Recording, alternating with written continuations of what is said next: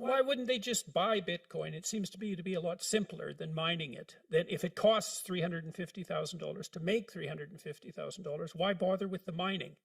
But, you said it rewards more efficient people.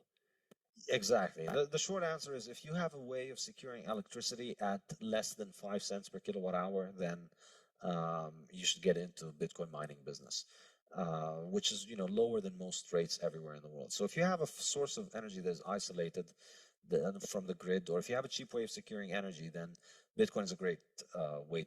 Mining Bitcoin is great, but for the most. So does that mean that Bitcoin is a very good way of moving resources from places that can produce electricity very cheaply to other places where electricity is more expensive? Does that actually make the cheap electricity, it makes the cheap electricity much more valuable? Absolutely. This is weird. That's a weird thing. It's very weird. I think it's going to have a very profound impact on the global energy market, because for the first time in history, we have a way to sell energy that is location independent. So a lot of places in the world have a lot of energy, but it's very expensive to get that to the population center. So the north of Canada has So you don't need wires. Exactly. Jesus, that's weird. That's a really strange thing. Yeah, to get electricity from the north of Ontario to Toronto needs a lot of wires, or you need to, if it was gas, you need to put it on tankers or on trains or in pipelines. All of that stuff is pretty expensive.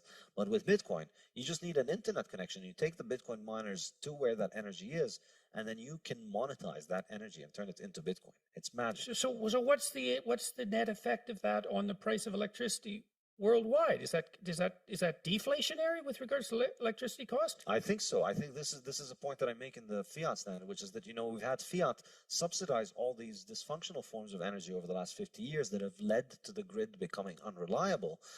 And we have Bitcoin, like the vigilante savior that it is, coming in and providing a global subsidy for anybody who can make electricity at a cheap rate to monetize that.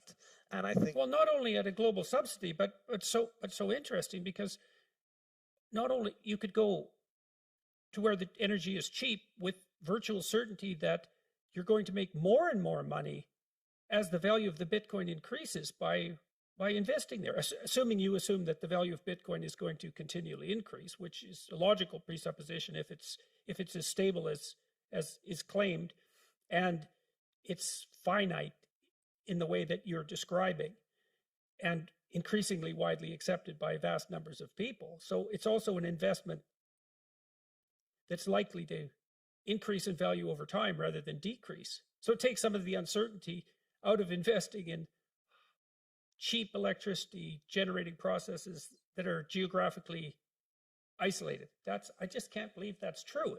It's amazing that I think I must be misunderstanding, because it seems like you can move the value of the electricity magically without any of the problems of transportation. Yes, exactly. Wow, that's really something. Okay.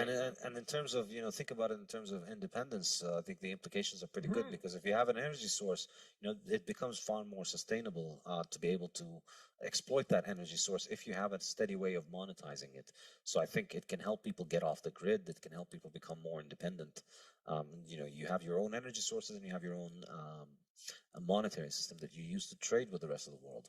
And you don't need much of the control of the grid on you, which is getting more and more suffocating every day.